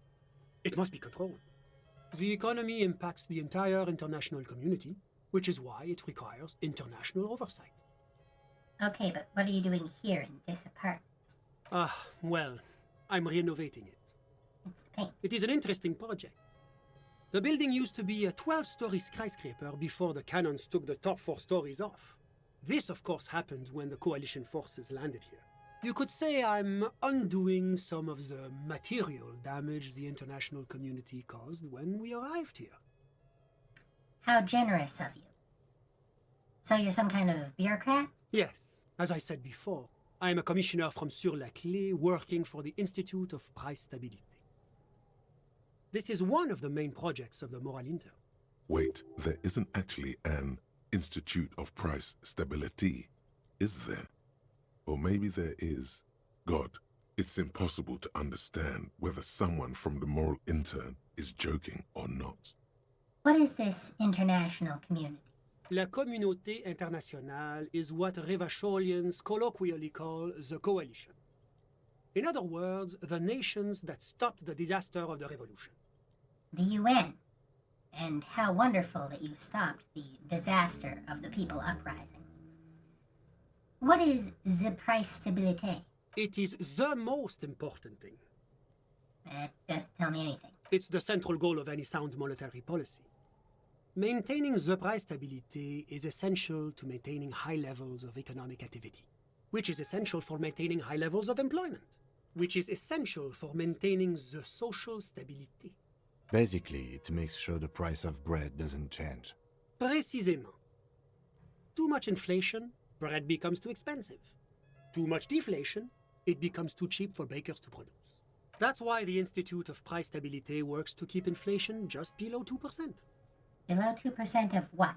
But not too far below, no. Too below is also bad. Below, but close to 2%. You're not answering my questions at all. The Coalition believes in the importance of informing the public about the benefits of the price stability. Transparency is one of our principles. Would you like an informational pamphlet? Okay, sure, give me a leaflet. A sound monetary policy is essential for addressing uncertainty. Stability is the raison d'être of the Moral Inter. It's the reason why I identify as a moralist. But oh, I don't have my leaflets on me today. That's too bad. You can always call our information line. Making information available is part of the Moral Intern's commitment to transparency. We can always call in this district that has few to any telephones. I've heard about this moral intern before, but I want to know more. It's the International Organization for Moralists, hence Moralist International. The Institute of Price Stability is just one of its many mind babies, as is the Coalition. Ooh, so we're actually working for the moral intern? That doesn't seem so bad. There are more nefarious powers to work for than the moral intern. Indeed. Are you a moralist? But of course. But why? Because moralists believe in a normal, stable world governed by democratic values. They believe in it. We don't appear to be in one, but they believe in it. Lieutenant, are you a moralist? Me? You've managed to catch the lieutenant off guard, but only for a moment. He quickly recomposes himself. Hey, Lieutenant, describe the personal philosophy you follow, bearing in mind that it may have a bearing on your continued employment. I'm a lieutenant of the RCM, dedicated to maintaining law and order in Ravachol. A very moralist answer. Moralist answers you'll recall are the ones that are non-committal. What is a normal, stable world? The Occident is part of the normal world. Oranje, Sur-la-Clé, Martinez doesn't seem very normal or stable to me. Martinez? No. Martinez is something else. What about the rest of Revachol? Is it part of the normal world? Revachol is generally difficult. It's led by an interim government, which means it hasn't yet achieved full democracy. Hasn't yet achieved democracy in 50 years. Bear in mind, we read one of our case files. We organized a vote just for a mural. These people are ready for democracy. But they are working towards it. You're all doing very well here, relatively speaking. Okay, so we've got our 4 political options here. I don't think I'm a moralist. Moralism sounds incredibly boring. I want more action. Moralism is the ideology of foreign occupiers. Revachol must be governed by Revacholians. Democracy is a meaningless sham as long as the working class is under the boot heel of capital. Or, it's like every time I'm talking to people, I'm choosing option D, none of the above. Is that moralism? We're still going for full communism. I believe we're at 21 at the moment, and we want to get to 30. Of course, the detective's personal views do not represent the views of the RCM. Ah, my friend. But the lesson of the revolution is that communism does not work. So, the question, as it is about the Soviet Union, I would argue, what caused communism not to work? It didn't work because the coalition crushed it? We haven't tried proper communism yet? Or, you're telling me this world is working out well? We're gonna give this option. It's moving towards the right direction, and that's all that matters. Progress is measured in centimeters, my friend. Now, enough of this delightful political interlude. Was there anything else you wanted to ask? Well, tell me about Sur-la-Clay. What's there to say? Sur-la-Clay is a modern, urbanized country that measures very high on the Human Development and Freedom Index. Mostly, though, it's known as the executive heart of EPIS. Sur-la-Clay, by the way, is French for on the key. Key as in lock. Moreover, it is a great sponsor of less emerged countries. Revachol is only one of its many darlings whose progress it supports and cherishes. Darlings? That can't be an official designation. What makes Revachol Sur-la-Clay's darling? Because a great percentage of Revachol's culture hails from Sur-la-Clay. Its language, its people, its cuisine even. Or at least in the downtown La Delta area. The language that we speak, by the way, is Surin. Jamrock and other parts of the international zone have been mercifully spared of Sur-la-Clay's love for meatballs and mashed potatoes. I personally like meatballs and mashed potatoes, but okay. Tell me about Oranje. Oranje is an exemplary nation who, as a core member of EPIS, contributes 28% of our annual budget.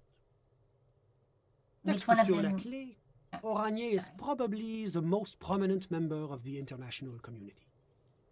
Which one of them is more EPIS? As founding members, they are both very EPIS. Oranje carries a lot of political weight, while Sur-la-Clay takes care of the business side of things. Sur-la-Clay hosts the headquarters of the major EPIS institutions. Outside of EPIS, what is Oranje? Oranje's economy is one of the most advanced in the world. It has successfully transitioned from heavy industry to advanced services and generally acts as an engine for sustainable change in the international community. But that didn't tell you anything about Oranje. Can't you just talk like a normal person? About what?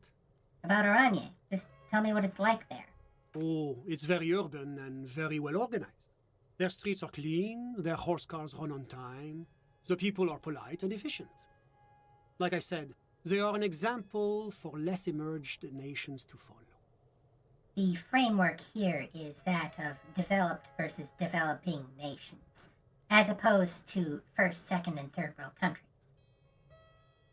Enough business. Let's talk about something else. Whatever you wish, officer. Can you tell me about your friend? Ah, my friend. My friend is a good young man. His family immigrated here from Kedra, and life has not been easy for him. But he understands the importance of education. He has taken his future into his own hands, and that's all that matters. So what's Kedra? Kedra is a candidate member of APIS. But Between you and me, their potential membership is a more contentious issue. What do you mean? That it's never going to happen. They entered negotiations in 21, and it's been pending ever since. What's this EPIS thing you keep talking about? EPIS is a very special program developed by the Moral Intern to support certain Occidental nations. It began as a unified system of weights and measures, which proved to be a wild success. Nothing but kilograms and centimeters as far as the eye can see. God, yes. Sweet standardization. The backbone of rationality and commerce. It was such a wild success that we expanded it into an economic union for the processing of steel. Another success. And between you and me, the Moral Intern feels emboldened by this success. What does it Emboldened stand to take EPIS to the next level. What does it stand for? Why, it stands for progress and stability, like the Moral Intern as a whole. No, what do the letters stand for? It's been such a wild, extraordinary success thus far. We are very excited to take it to the next level. You don't even hear the words I'm saying, do you? A supranational political alliance. The United States of Occident. The United States, or possibly the United Nations. From the perspective of an Estonian, those things might be similar. Is it going to be like this place here? You mean Revachol? No, it's going to have transparent democracy. Revachol going to be part of EPIS? It's one day going to be a candidate member of EPIS, sure. Except that candidate members never become full members, do they? Didn't you just say that candidate members never become real members? No. Candidate members do become members. Why do we even have the whole system in place if they don't? It just takes time. Time and evaluation. But we were talking about my friend here, not politics. Indeed. How did you two even become friends? How did any of us become friends? Bad things happening on the Insulindian Isola? Oil platforms ablaze in the night? Civil wars lasting for years? Finally, the international community is forced to step in. You're describing how the coalition occupied Revachol. One of the wonders of democracy is that everyone is allowed to have his own opinion. And not just allowed, encouraged even. Have you ever tried debate? There's a joke here, and you know what it is. Yeah, I'm what they call a master baiter. Brush some invisible dirt off your shoulder. Oh, how wonderful. I've heard it's oodles of fun. Not that I have time to take up new hobbies myself. It's debatable whether or not he got the joke just now. His mind might not be in the gutter enough, despite his current predicament. The lieutenant lets out a long, nasal sigh. You still haven't told me who he is. Sorry, who? Your friend, the smoker in the balcony. We were just talking about him. But I told you, officer. He's a bright young man here to pursue his education. Education is the foundation of our future, especially the arts. It is a cornerstone of our civilization. Fine, but what's his real name? Officer, you have to understand. I can't give you his personal information. I'm sure you have your own methods and databases, right? Please don't put me in this situation. So all you can tell me about him is that he's here to study the arts? He's deeply enmeshed in the study of the fine arts, yes. As though you weren't envious enough of the boy as is. Oh. Which arts? He's a truly free spirit. He likes all the arts. Perhaps graphic design, printmaking, who knows? The world is open wide for a talented youth like him. So, he studies whatever. What are you doing in his apartment by yourself? I'm just enjoying the view. What view? It's dark outside. Listen. A baby is crying in the neighboring apartment. Someone's baby is crying. No, listen. He says again, looking outside. The Insulindian Bay. What about it? This place used to be a luxury accommodation before the revolution. Apartments, of course, were much bigger then. A few walls have been added here and there, leaving some of the tenants without a private bathroom or a kitchen. We've noticed. But the million real view stays. You can't take that away. He knocks on the balcony door, his face mirrored in the darkened glass. I was asking about your friend. My friend comes and goes. I'm sure you'll see him around. He's a busy bee. A busy bee? What an odd choice of words. I had something else in mind. I'm all ears, officer. Thanks, I've got all I need. A moment, officer. Do you have everything you need from me? I'm afraid we won't have the chance to speak again once you leave. Hold on, why can't we talk later? It's against diplomatic best practices for an official in my position to be discussing murders with local militiamen. And I'm pressed for time. After you leave, I should be leaving as well. That's not the real reason he's so apprehensive. Men in his position shouldn't be seen loitering around in underprivileged young men's apartments in the middle of the night. Indeed.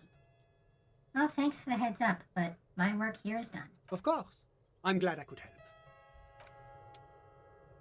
But, of course, we're actually going to stick around here for a week, real time. Thank you all for joining me. This has been a lot of fun. I always enjoy showing off Revachol and the entire world of Elysium to new people. I hope you've enjoyed this look, disgusting as some parts of it may have been. Don't worry, there's gonna be more corpse stuff later. Gotta get those boots after all. But that'll be happening next week. For now, this is Wanda Wix, signing off.